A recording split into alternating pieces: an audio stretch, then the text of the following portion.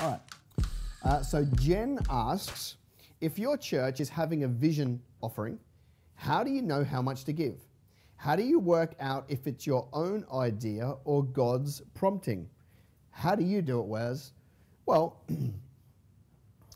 first and foremost, I would say never feel under compulsion, all right? Because Paul said, don't give under compulsion, give out of a cheerful heart. So I would say, you don't want to cripple yourself trying to work out, how to do this giving thing.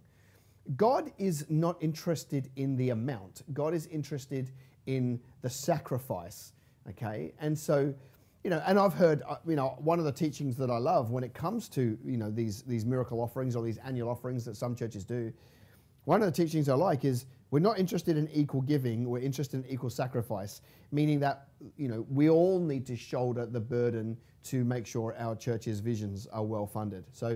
So I like that because everyone's in a different financial position. And I kind of think, the Bible says, he who is good with a little will be given a lot, but it goes on to say, who has been given a lot, more will be expected. So if the Lord has prospered you, you have an obligation to be funding things at a bigger level than you did when you didn't have anything, right? Our giving should always be increasing. As long as our businesses are increasing, then our giving should always be increasing for a few reasons. It tests our faith. It's just a practically good idea to fund the kingdom and all of those sort of things. For me, though, however, I don't have a formula for how to do this.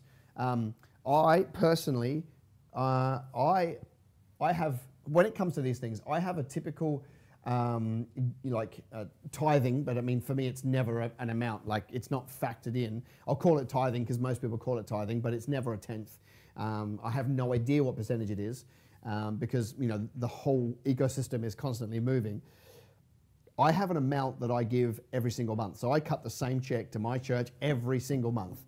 And that number creeps up over time. Like next year could be higher than this year, but it's pretty stable. Right? It's this amount of money and that's it. And it's never gone backwards. It's always gone up as our businesses have increased. But that's just a gut feel. I feel the Lord show me how much, and so I do that. And then on top of that, my giving is around projects or one-off things. So, like at the moment, we're involved in an Indigenous initiative. So we're going to go and get behind that. That's not instead of my tithe, that's on top of the giving. And then when it comes to like a miracle offering, for example, for me, all I say is, Lord, show me, give me an amount. And if quite often people will get two numbers when they do that, and it's always going to be the higher number because that's going to be God, because he's going to stretch you and grow you into that area, okay? I reckon finances is a really good way to learn the voice of God and to be led by the Spirit when it comes to giving, okay?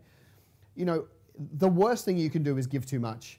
And God says, he loves a cheerful giver and he pours out his blessings on somebody who's generous and so forth. So I would say to you, first of all, be relaxed. Second of all, in that relaxed environment, seek the Lord. Listen, for me, I ask for my giving number and it comes as like one of those red digital clocks. That's just how the Lord talks to me. It's like one of those, it's a black clock with the red digits on it. That should be a time, but it's actually an amount for me. And that's where I gauge how much he wants me to give away, okay? And sometimes it's an amount that's okay, sometimes it's an amount that's incredibly stretching, and after a period of time, as you would have done, Jen, you kind of get used to just trusting the Lord because it all works out in the end. And I think also, one of the things to consider is the ebb and flow of business. There are times in business where the business itself requires a lot more capital.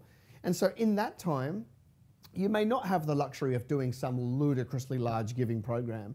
But then when you've invested in the business and the business pays off, don't be surprised if the Lord puts a really big number on your heart because he wants you to grow into that area of being generous.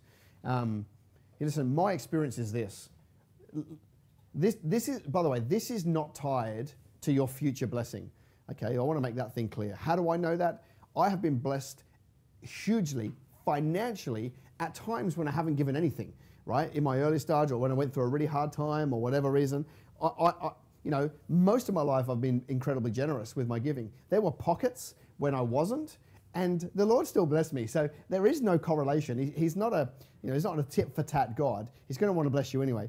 What this is a response that says, I have a duty right, as an entrepreneur to fund the kingdom. I have a duty to, be invested into my spiritual covering in my church. I have a duty to be one of the, funders of the kingdom. That's what this is. It comes out of God, you've done so much for me. Gave your life for me. I just want to be involved. Okay, that's my motivation. My motivation is not, I'm giving this year because I want to get something next year. That's just a really bad idea. Okay, so that's how I feel.